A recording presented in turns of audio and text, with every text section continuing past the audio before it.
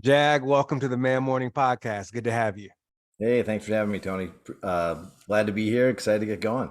Yeah, let's dig into it. So I love what you're building with Argent Alpha. We're going to talk about that more in a little bit.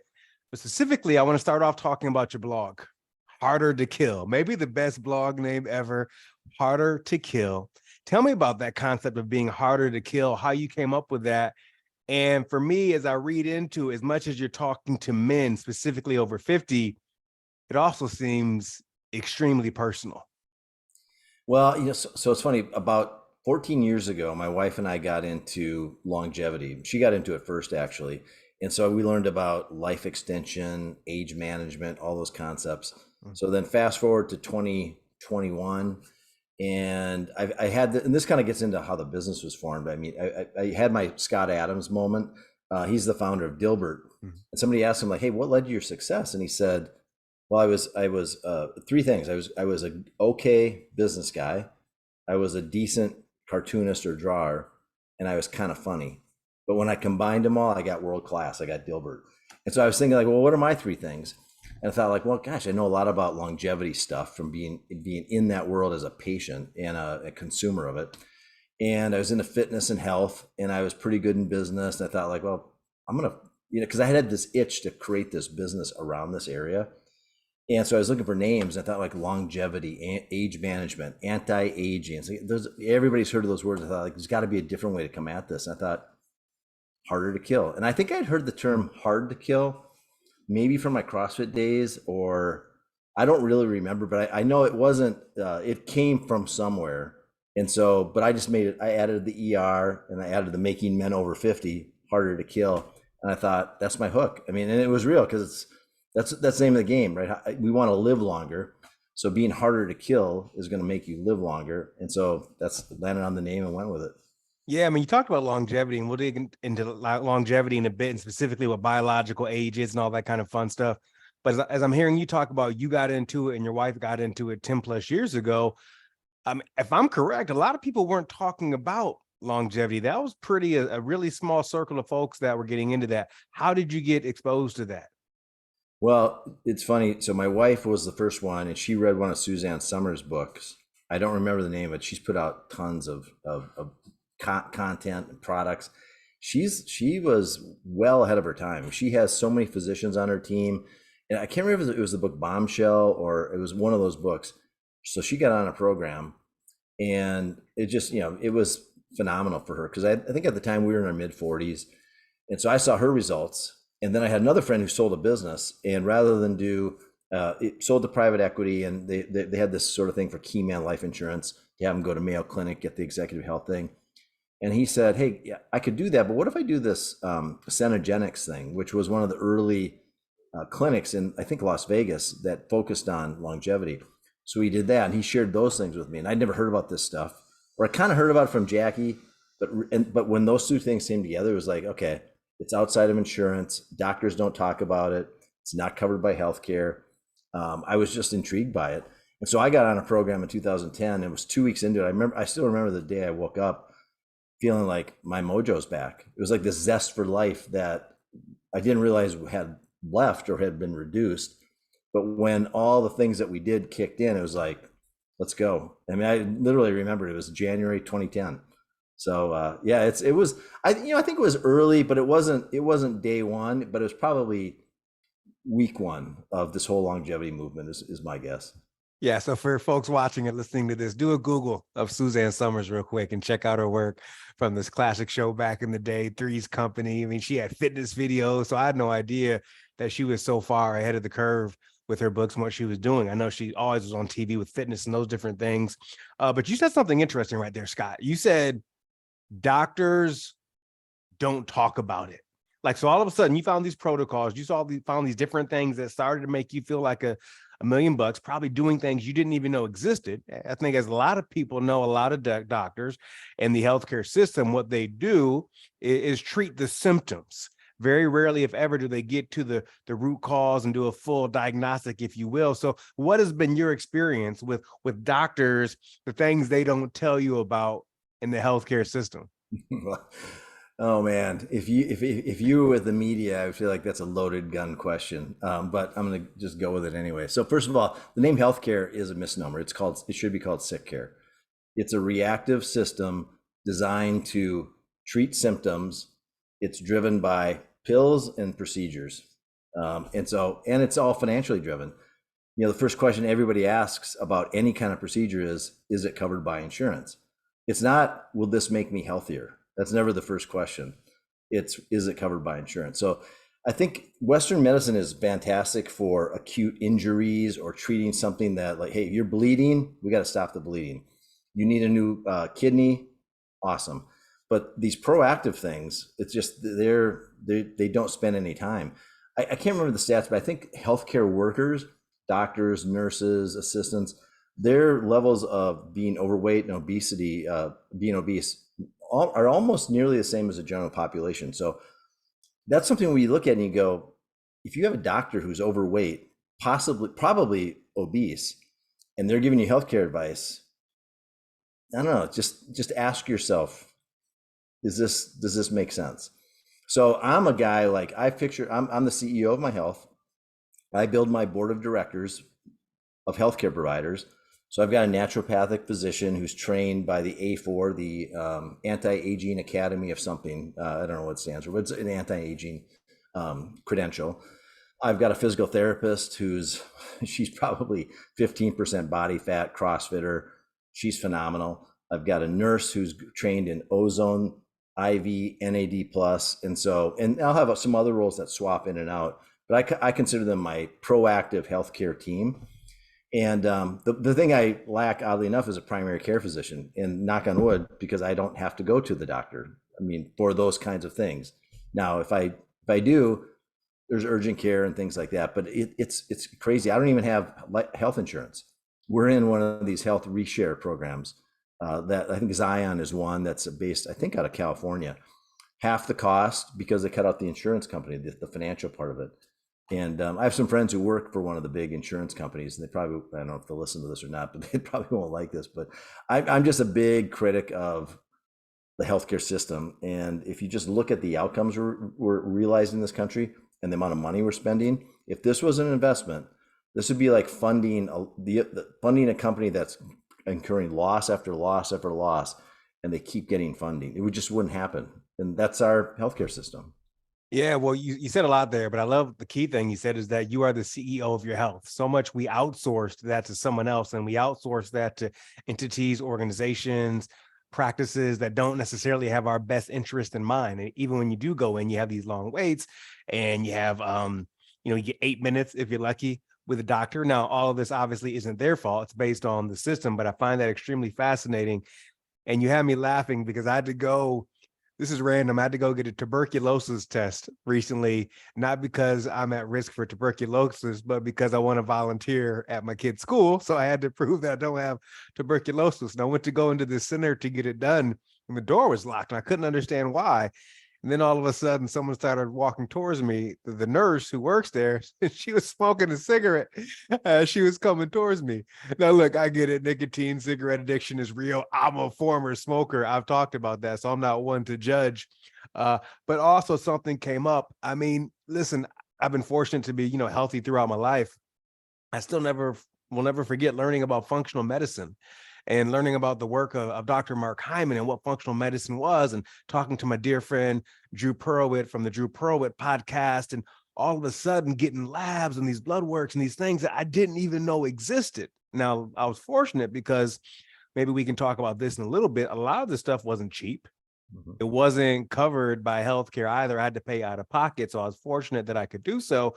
But my mind was just blown from a preventative perspective, from an awareness perspective, not treating the symptoms, but going straight to the root cause. So I know exactly what you're talking about.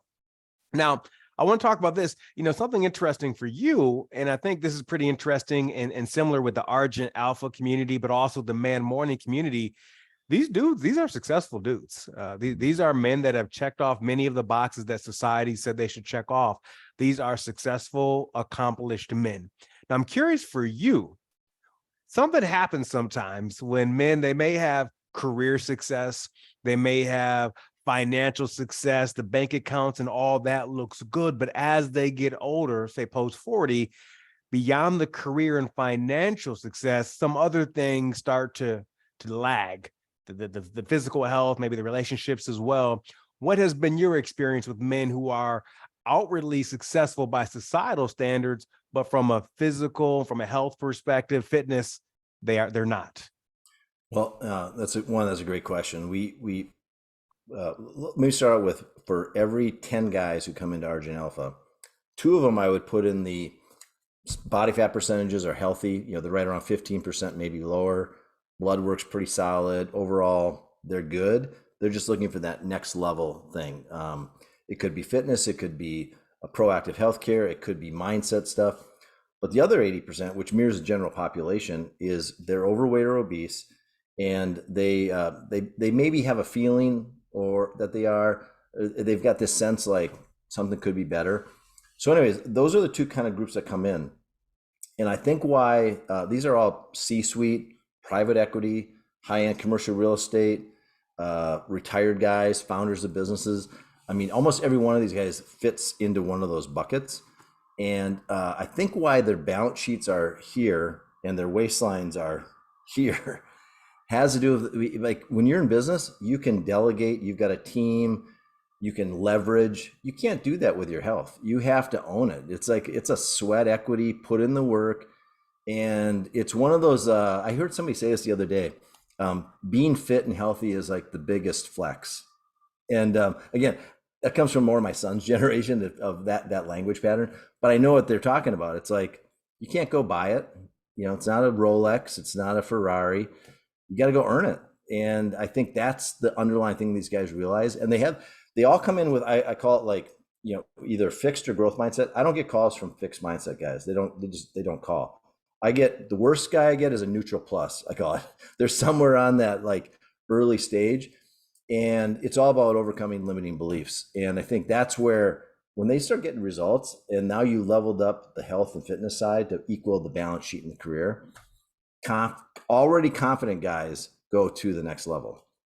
Yeah, but listen, you said something really important. You can't delegate your health. That's one thing you can't say, here, can you do that for me? I'm curious, for the men that come in, how many of them have considered what you would consider a life-altering event? In my book, Stop Living on Autopilot, I talk about, don't wait for life-altering events to live the life that you're supposed to live. And when I say life-altering events, Scott, I'm talking about health scares, right? When you go to the doctor, I'm talking about getting a DUI.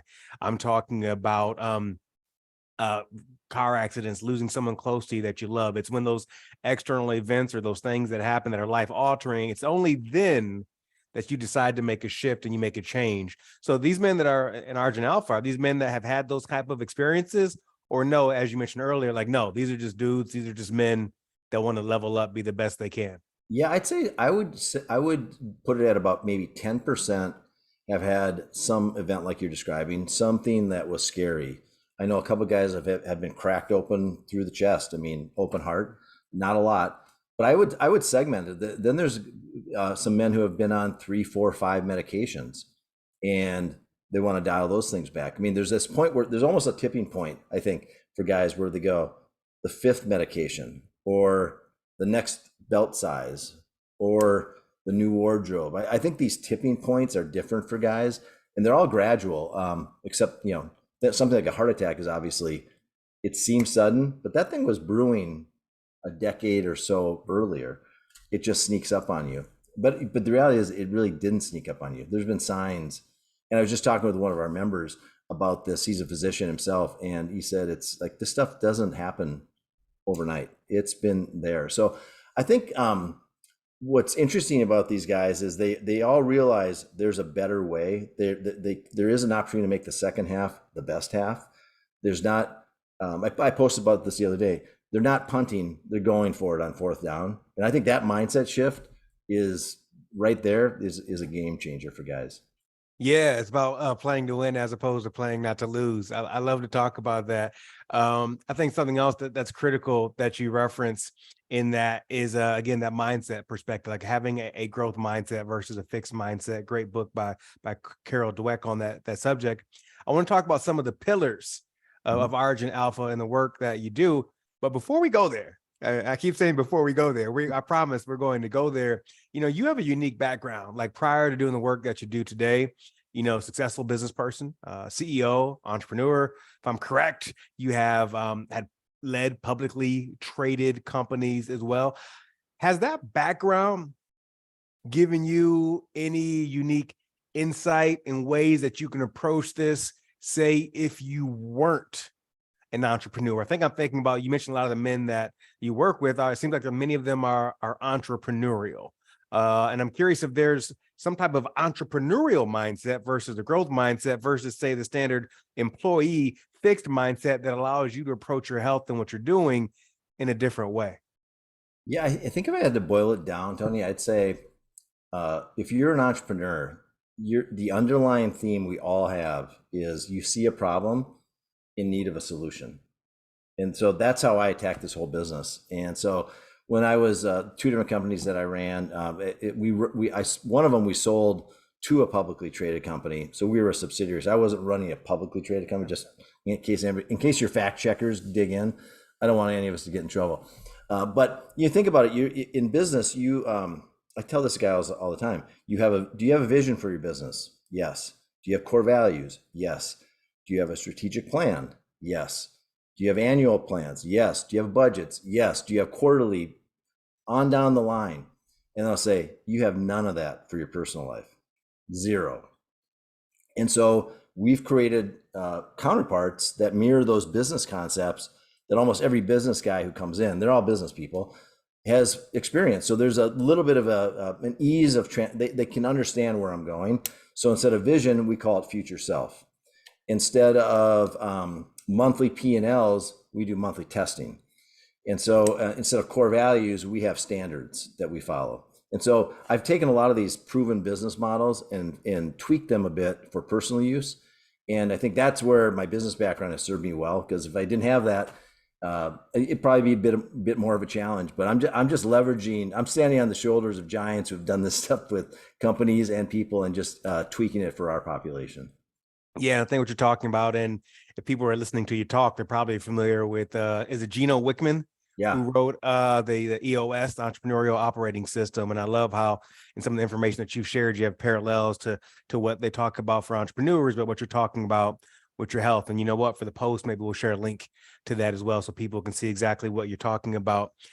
So one of the goals with Argent Alpha is to help men look, feel, and perform like they're 20 years younger. And you have some key pillars within that. And I want to break down some of the key pillars and hoping you could tell me a little bit about those. First and foremost, you talk about an identity based on healthy behaviors, habits, and lifestyle. So we all know about behaviors, habits, and lifestyle, but the word that stands out for me is the identity there. Could you talk about that a little bit?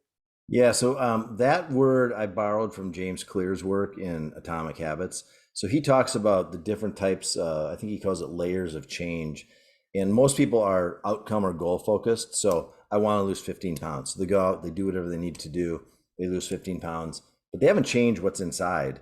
And so that as life goes on, they tend to go back and now they put on maybe 15 pounds or more. Then the next level of change is process change.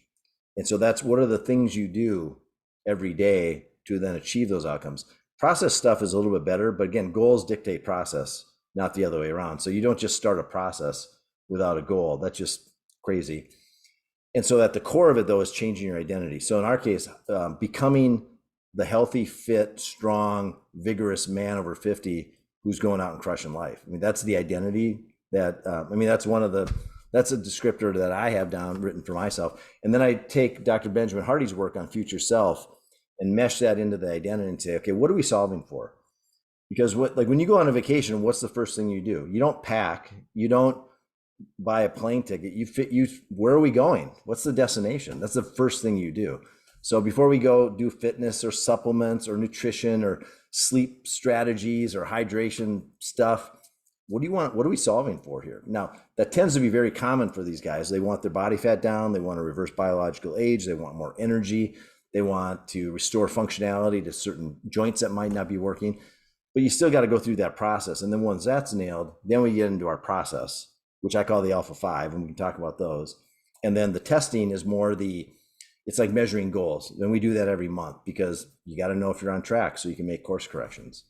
As you were talking, I started chuckling to myself a little bit because so many people want to know what the best protein powder is to use, but they're not working out and they're eating crap throughout the day, but they want to know what the best protein powder is to use. And I'm sure at some point I asked myself that question as well. And briefly, I got to give a shout out to Dr. Hardy, who I do not know, but because of you, I read his book, 10X is greater than 2X, which was a phenomenal read for anyone listening, watching right now. 10X, is it greater or better than? 10x is easier. Yeah. 10X is easier than 2X. That book is a ridiculously amazing read. Definitely check that out. So, okay, the second thing I want to talk about with your pillars is improved biological age. I remember recently, like on social media, I started seeing people talk about biological age. There was Peter Thiel talking about it. Dr. Mark Hyman was talking about it. Like, hey, though I may be 60 plus in real life, my biological age is 48 or 43. So what's a simple way to describe what biological age is? Sure. So I would start off by saying, first, we all know our chronological age. So your birthday, right? You're a certain age right now. We all know that number. But because of lifestyle, mainly environmental issues, and to a minor perspective is genetics, you can be aging faster or slower than your birthday. So you want to be aging slower. So your cell on a cellular level, if you're 60 and you're 56 on a biological level, that's a good thing. Now, we've had guys come in all across the board. We've had guys who quote unquote look great and are aging faster than the clock. Bad thing. We've had guys who have some work to do in body composition, but they're fine on biological age. So it's not always you can't always judge a book by its cover. And the main reason I like to do biological testing isn't so much to get into the details of what goes on in that test. They should talk to the physician about it. It gets guys' attention. Nobody wants to be biologically older than their actual chronological age. So I'm guessing you're in your mid 40s or so. If you had your test and you came back at 55, you'd be probably terrified and pissed off at the same time, right? Maybe both. Maybe some other feelings would come in there, but you wouldn't be happy. And all of a sudden you'd be very motivated to take action. So that's one of the reasons I do it is either A, good work, keep going. We got a baseline on you if you're actually biologically younger. But if you're older, it doesn't mean panic. It just means let's get to work. It's just another reason to get after it. So yeah, something interesting. You just said that, I don't know how deep you can talk about this, but you mentioned genetics to a lesser extent. And it seems like the vast majority of people are like, just my genetics, not much I can do about it. It sounds like you're saying that's not necessarily always the case. Yeah, I think it's a little bit of a cop out that people will use. They'll blame mom and dad or grandpa and the reality is, I think one of our guys, he's a physician who's trained in this area, he puts it at about 10% ish, and he'll put somewhere between the 40 to 50% is lifestyle, another maybe 20-30% is environmental, and then the rest might be in that genetic slash maybe you can or you can't control it. But the message there is you have way more control than you probably realize, and it's definitely more than 51%. Yeah, so much more influence. Like you said, I think a lot of people use that as an excuse, and that's just not the case. So I'm glad you pointed that out.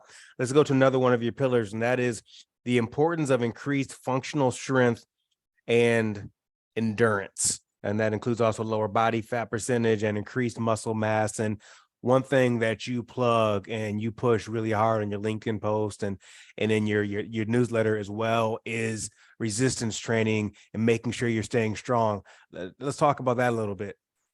Yeah, so I mean, I usually start off with give me all the benefits to being weak.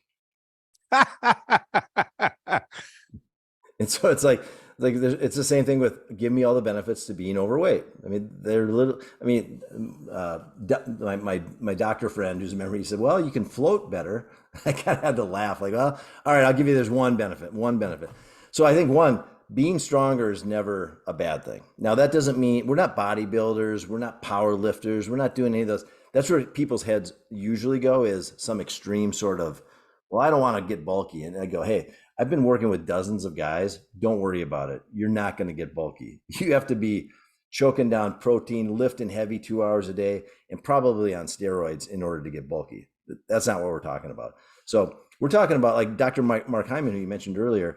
His one of the comments he makes in his book, Young Forever, is in order to build muscle, you need to eat muscle.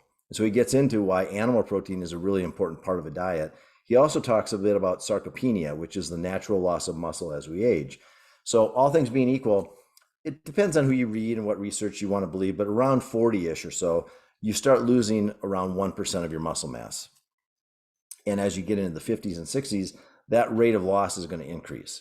So it can be anywhere from 1 to 3% for a guy who's 60 years old. And so that's why body fat percentage is so important. So it's not about losing weight. It's about bringing your fat down and preserving your muscle mass as you're doing that. So to give you an example, one of my early guys, a guy named Tom, in 6 months, he dropped 24 pounds of weight and it was 24 pounds of fat. He lost 0 muscle in 6 months just by following the protocols we put out there. So again, being strong, there's no downside. And there's people like Dr. Gabrielle Lyon. Yeah, she's big on muscle-centric medicine. Muscle is medicine. She says, hey, we don't have a fat problem or obesity problem in the country. We have a lack of muscle problem. And so there's a lot more of the people who are on the edge of this topic are just saying, hey, you've got to preserve the muscle mass you have. The other thing people say is like, oh, you can't gain muscle when you're older. I've got a 65-year-old guy who's lost, my numbers are going to be pretty darn close here. Over the course of 8 months, he's lost, I think, 30 pounds of fat and added 6 pounds of muscle. Wow. At age 65. And so people say, well, you can't lose fat and gain muscle at the same time. I go, that may be true, but I've got probably 25 examples of it happening. So we must be living in a fairy tale land. So these, again, getting over these limiting beliefs and you can't believe everything you read. But man, muscle strength training is fundamentally one of the best things you can do as part of your longevity strategy. Yeah, and what's wild, I mean, you mentioned Dr. Gabrielle Lyon, you talk about Mark. I mean, the research obviously backs all this up, but what's wild is if you read mainstream publications, very rarely, if ever, are they mentioning this. Yeah, they'll mention diet, they'll mention cardio, they'll mention walking, but very rarely are they like saying, no, lift some heavy weights, right? Get stronger. And that's unfortunate. And frankly, I just know I'm a different man when I'm lifting regularly, especially when I'm lifting heavy. It just activates something in me that's kind of primal, old school, that I just love. And speaking of primal, you know, the last pillar that you have is this one of confidence building. And I love that that's the last pillar, because my hunch is that happens organically, naturally from following the other ones. Is that right? Oh, it's totally a byproduct. Yeah, it just, we don't solve for it. It just happens. I mean, I've got one guy in our group. So he started off like the first 3 months and, you know, he's complying, he's having some success. And we had a kind of a come to Jesus meeting and he drank the Kool-Aid. This guy took off like a rocket, man. He's down to, he's 6'4", he's 10% body fat. He's doing double-digit strict pull-ups. He's doing farmer carry with his body weight. And he's got his son doing it. And this guy's, again, every one of these guys comes in, they're high confident guys. They're successful. It's at a whole nother level. And again, that's not cocky. He's not cocky. He's like, what else should I be doing? The upper limits have been either removed or just raised much higher. And so that's what I love about this thing, because when we started it, it's kind of an experiment. I had 15 of my buddies come in day one saying, I want to test out these protocols. And 5 of them kind of faded away. 5 kind of did it. 5 just crushed it. And what I learned from that was like, wow, I wasn't really thinking about community. That's been one of the biggest factors that fell out of this. The confidence building, wasn't thinking about that. I had my head all in the analytics, man. It's like, hey, get guys moving down, get them stronger, shed some fat, start doing some pull-ups, reverse biological age. I got to say the magic in this thing has been the tribal part of guys, you know, iron sharpens iron. That's been, because everything else kind of flows from that. So I kind of got lucky backing into it with these supporting things. This was really the main thing. But I don't think you can attract guys with words like community. They got to learn that and experience it themselves. And the hook with harder to kill, and some of these fitness things, that's really the hook. That's not what it's really about. That's just a component of it. Yeah, I've learned firsthand with Building Man Morning that the word community is not going to gather people around. Come find your brothers. Come grab. No. It's the other things that bring people there. And we're going to talk about community here in a little bit and what you found from these men coming together to have similar missions. But I want to say, you know, everything you just shared, that those key pillars of the work you're doing with Argent Alpha, for that man that's watching this right now and they say, you know what, that's cool, but why don't we just make it easier and do a little TRT, a little testosterone replacement therapy? I can't tell you how many friends, you know, that I know that around my age, you know, 40s, that are young, for all intent and purposes, healthy, that are talking about TRT. And so for me, not being a medical professional, I know enough to be a little bit dangerous talking about that. So I can ask key questions about diet, about workout, about sleep, and beyond, because I know there are natural ways to boost testosterone, about what their strength, their resistance training, etc. But what has been your experience? You're a little bit older than me, so I know a lot of men post 50 are definitely rocking TRT. And I live in Los Angeles, where there's a lot of injections of a whole bunch of different stuff going into people. So what has been your experience with TRT, and any overall thoughts on it? Yeah. Well, my view on TRT is TRT is the wrong place to start. The place to start is what needs to be true to achieve optimal health. And so, well, Say that one more time. so don't start with TRT or supplements or fitness. It's like start with what needs to be true to achieve optimal performance and health. And so then that will lead you down the path of working with a qualified physician, blood labs, and then TRT or testosterone might fall out of that as, hey, you're a little bit low. Now, what I mean, this is a PG-13 podcast, right? I mean, so I think I can use this term. Say what you want to say. Go for it. So I joke with guys like, don't go to the boner doctors. That's not who you want to go to. That's not part of the plan. You want a holistic, functional, integrative, naturopathic, or A4 trained physician who gets the big picture and how testosterone fits in it. Because this is like, testosterone is one dial you turn. When you turn that dial, there are like 10, 15, 20, who knows how many other things that are affected by that. And so you need to be working with someone. But the reality is most guys coming in who are 50 plus, my guess is their testosterone levels are going to be anywhere from 200 to 600 nanograms per deciliter. So just even if you take out the fancy measurement terms, they're not going to be optimal. Most guys who are training this will tell you want to be around 800 to 1,000. It's a little different for everybody. It's more on feel and less about numbers and how do you perform. So it's very personal. So I think TRT is definitely an important thing to consider.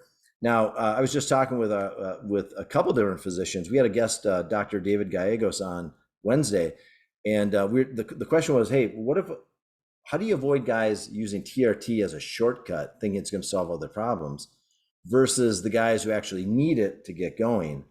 And so, kind of what fell out of that is, if somebody's got the start of some good habits, so if somebody comes into Argent Alpha, they're working on their mindset, their sleep, their nutrition, their fitness, their hydration, and then they do blood work, and it's like, hey, looks like TRT or a bioidentical hormone replacement plan might give them the little boost.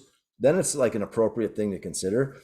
But for the guys who just want T, it's like it's not good. It's just the wrong place to start, in my opinion. So there's a broader picture there to be had, and but I think there's a lot of guys that fall for the ads on talk radio, sports ads that get served up on the internet, and like it's going to solve all your problems. Dude, if you're 25% overweight and you're not doing all these things, all the blue little pills and injections, not going to change anything, really. It could have harmful effects on you, I think.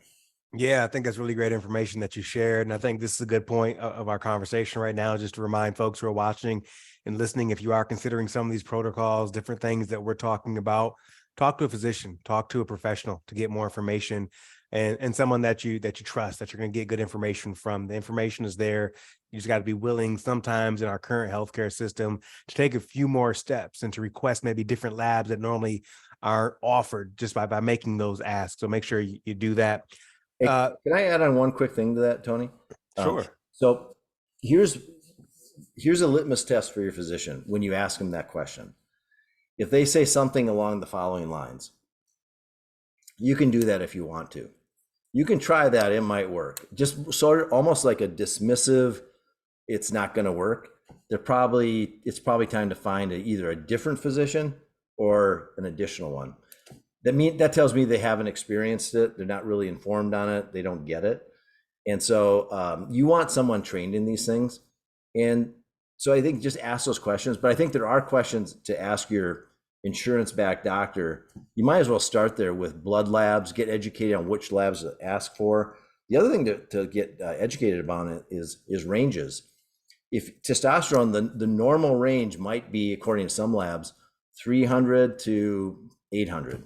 That's a huge range. That's the difference between an 80-year-old guy and a 20-year-old guy.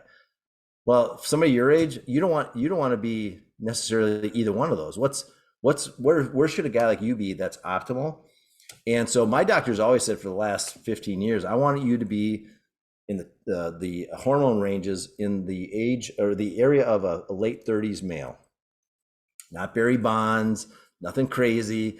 And so that's where, when you talk to a physician, that's where you know you're on the right track, where they're ahead of the curve. But dismissive physicians, you can try that if you want to. I don't think that works. That's BS. They're way behind the game. Yeah, I think that's great information. And you bring up an interesting point. Like when you do get blood work or something, you're like, oh, that falls into the normal range. Normal for who? Because we look at even the old school food pyramid, what people are telling us to eat, those typically aren't the things that we want to consume by no means. So I think that was great info. And regarding labs, I found going through my healthcare system here in Los Angeles, when I go do blood tests and all that fun stuff, that I tell them what labs I want. Like, hey, can you also add this on there? And most times they're more than willing to do so. It doesn't cost any extra. They don't even know most times to ask for those labs, but I will ask for them and they'll gladly do it. And there's a lot of information and resources out there that can tell you which ones you want to look at. And to Scott's point, what the range is you're looking for. But if you can work with pros that know this stuff, do it. I think on top of all of this, one thing that you do that's so critical that I say most people don't do, and I don't do this on a regular basis unless I'm working with a trainer, is you have monthly testing. Mm-hmm. Can you talk about what takes place during that monthly testing and why it's so important? And I just think about that from a fitness perspective, Scott, because even if you're working out every single month on your own, you're running, maybe you're doing some HIIT, maybe you're throwing some kettlebells around. If you're not testing every single month, you really don't know what your baseline is and where you are or where you're going. So I'm curious about your philosophy on the monthly testing and why that's so important. Yeah. So a couple different things to cover in that area. So one, we created, and we're on like the third iteration now of our program's called Argent Alpha Athlete. So A3. And a little bit about, I chose that term very specifically. We don't quote unquote work out. We train. We're athletes. Athletes train with a specific objective in mind. And when you train with a specific objective in mind, you measure it, you time it, you record it. So it's very different than working out. That's a guy who goes to the gym, sits on the bike, he pedals, he goes, does a few curls. Again, that's better than nothing, but you're not going to really move the needle. So anyway, Argent Alpha Athlete, so keep that in mind. 6 movements we do once a month, all that are correlated to varying degrees to longevity. So one of the things we do is the dead hang for time. How long can you hang from a bar? And that grip strength correlates to longevity. So we've got one guy who's done over 3 minutes. And anybody listen to this, think, oh, what's 3 minutes? Go out and hang on a bar and text us your score. You probably won't make it to a minute. So that's one of them. A wall sit. Go sit on a wall, get your thighs parallel, and see how long you can go. We had one guy, you've met Clint. I'll give Clint a shout out here. When Clint got to 13 minutes, I realized we got to come up with a harder test because he's going to get to 20 minutes at some point. So we came up with another level of that. We do hand release push-ups. We do chin-ups or pull-ups, or just get your chin above the bar. We do a plank, and then we do max burpees in a minute. And then if you're at the next level, we do max burpees in 2 minutes. And so if you do all those things, give you a pretty good indicator of where you are fitness wise. And now we're getting enough data to know where we kind of have levels to have guys to know where to shoot for. So level 1, 2, 3, and 4. Once you achieve all the minimums in level 1, go on to level 2. because guys, like anything, we want to know where we stand. It's not really competing, it's just knowing what to shoot for. And so some guys come in and they haven't been in the gym for a long time. So no matter where you are fitness wise, we're going to get you plugged into a lane that gets you going in the progress. So our fitness director, a guy named Brock Harling, who owns a gym in Minneapolis, awesome guy. He's also got a business called Humble Hustle, where he's coaching coaches. And he and I work together to develop our training program. So there's the testing. The training's different. We base it on Peter Attia's 4 pillars of fitness for longevity. So stability, strength, zone 2 cardio, zone 5 cardio, and Brock's thrown in a 5th pillar of mobility. Because what we found is all these guys, shoulder issues, hip issues, knee issues. And so working on mobility first before we go too heavy in the strength has been a really key thing. And so back to the original question about testing, that's how we measure progress. So if you did 20 hand release push-ups last month and you're training through the month, my bet is you're going to do 21, 22, 23, you're going to go up if you're doing the work. And so we can track that. And again, what I found is guys, if they're not tested, they drift. And they don't drift positively, they drift negatively. So the testing creates a discipline, because you can't cram for a fitness test the night before. You got to be showing up every day or every other day. Otherwise, you're going to go backwards. As you're talking about how you guys train, I'm a former college athlete, so I love competing. I love having something on the calendar that I'm shooting for. These days, I don't have events on the calendar, but I remember one time on Sundays, I do hills in my neighborhood, and I was sprinting up the hills. I remember some guy, this is going to sound like a cliche made up story, but it's real. I was running up the hills and some guy saw me going forward. And he's like, "Oh, what are you training for?" And I didn't have an answer for him. So I just said, life. I'm training for life. And that's what we're doing. So I love that you have those tests each month. Something else you do with the men, I don't know if this is monthly or not, but the in-body scan, because you can get some key data, key information from the in-body scan.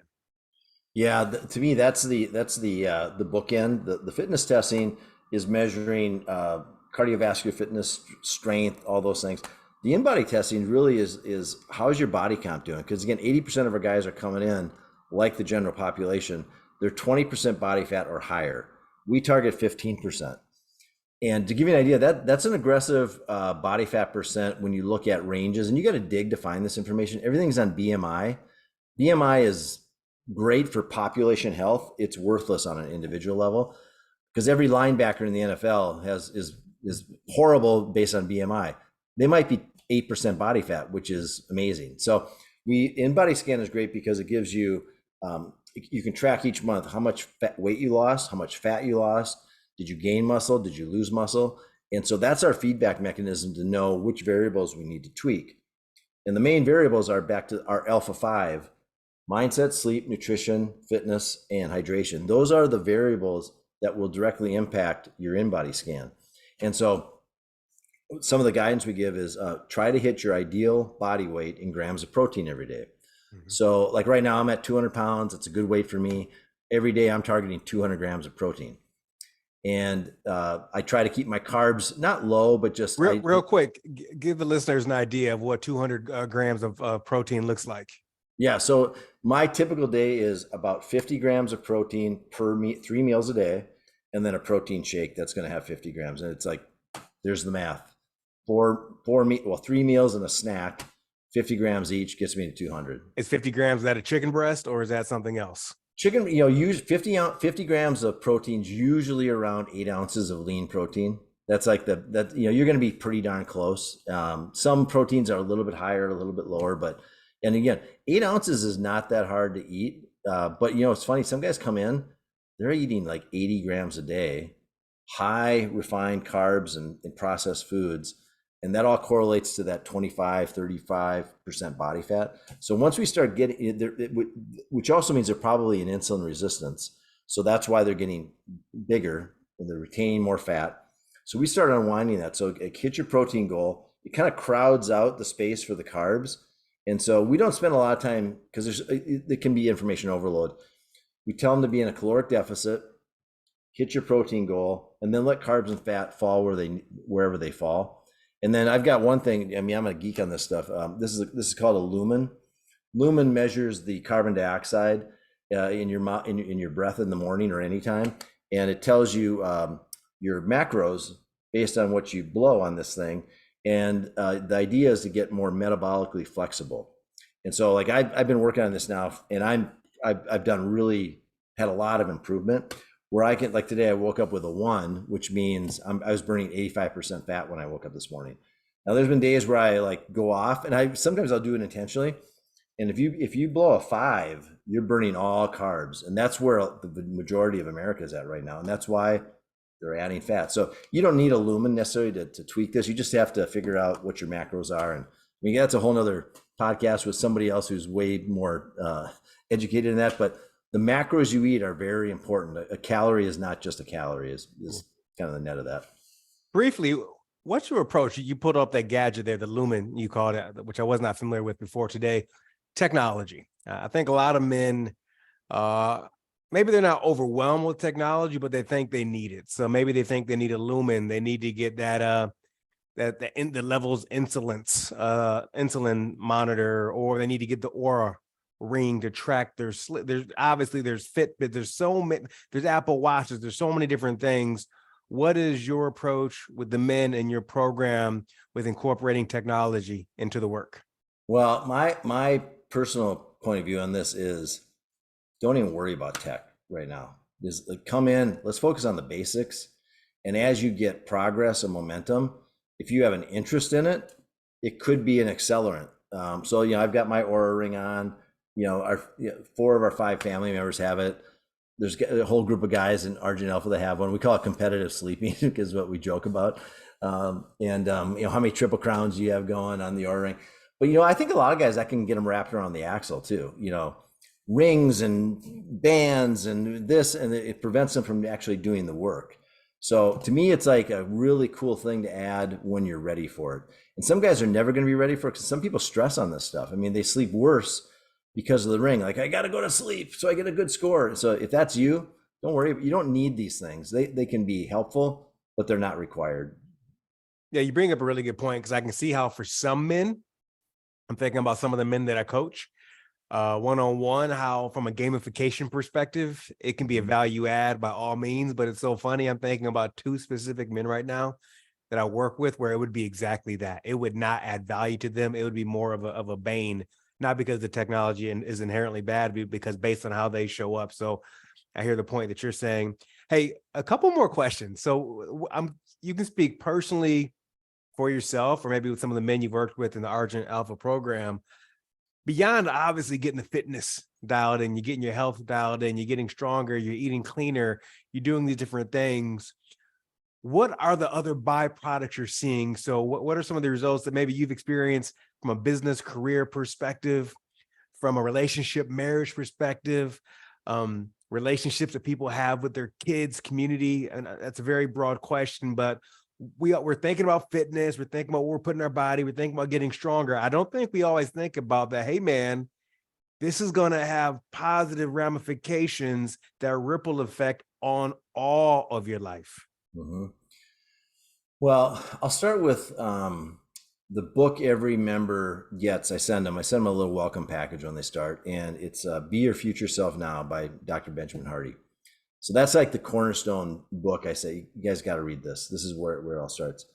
I'd say it seems like every other guy, they start buying multiple copies. They give it to their kids, they give it to their wife, their coworkers. I mean, it's like that book helps them catch the fever. Like, I can design my life. It's in my control. I can go out and move from what I call default standards to design standards. And so I think that's one of the things is they just get the fever. We talk a lot about spouses. When I said there's 3 kinds of spouses: aligned, which I'm fortunate. My wife Jackie and I are 100% aligned on all these things, which makes it easy, fun, friction-free. There's no grind involved. I don't like the word grind. Grind means something's not quite right. Then there are the neutral spouses. They're not, that's fine, honey. Tony's just doing another one of his things. It's like one of those, they're not dismissive, but they're like, they've seen this story before. And then there's the saboteur spouses. Is it a reflection on them? Well, why does he want to get in better shape? Does that mean I need to get better? I mean, and that's a whole other can of worms, which I'm not qualified to diagnose. And so what I tell guys is if you're starting this program, try to get your spouse on board. Tell them why you're doing it. What's the objective? Why are you even coming into this thing? Just share that with them. Don't ask them to do anything other than be supportive. And don't try to force them into your new habits. Because I mean, there's a lot of changes that guys go through. They eat differently, sleep differently. The TV's not on in the bedroom at night anymore. Their alcohol consumption changes.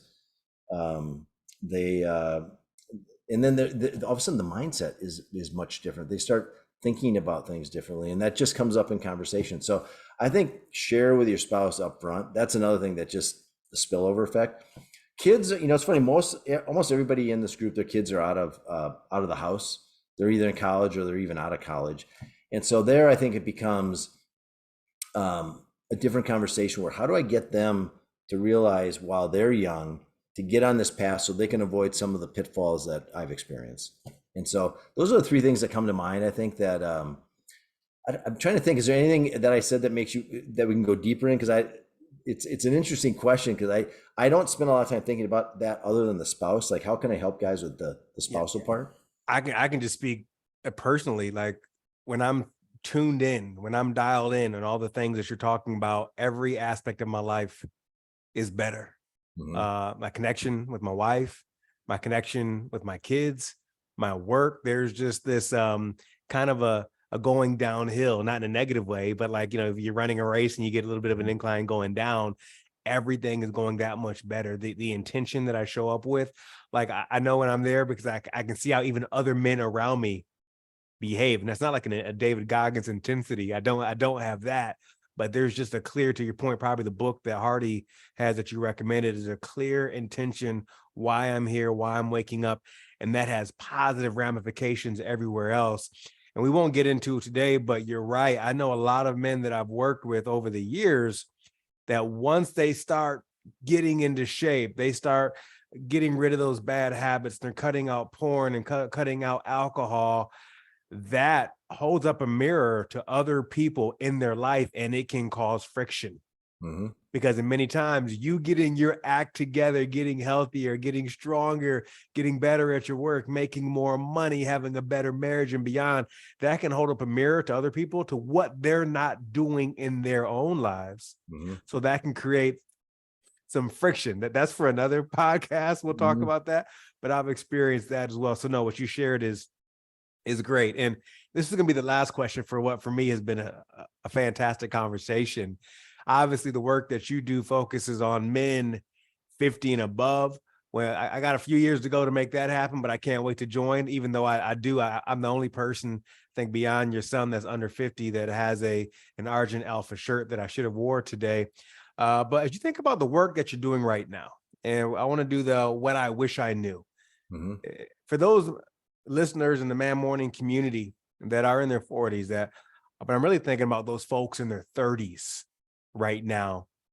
What would you go back and tell Scott when he was in his 30s right now that maybe he wasn't doing back then? So I'm just going to use my own experience and tell what I would have told myself in 2000. So 2000, we sold our business to a large publicly traded company, and you get this influx of cash. You're busy, you're changing. You've got 3 kids. Life is awesome. It's crazy. And I still remember pulling an all-nighter to get that deal done and missed the gym that next morning. It's I don't know why I remember this, because I used to play hoops a lot at the gym, 6 a.m. group of guys we play.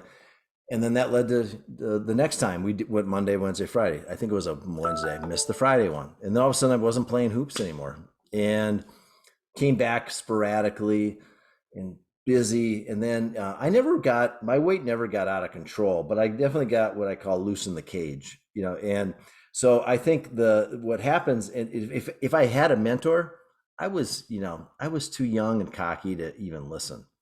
And so I'd say if you're in your mid 30s, you're going to be busy with your career and your kids.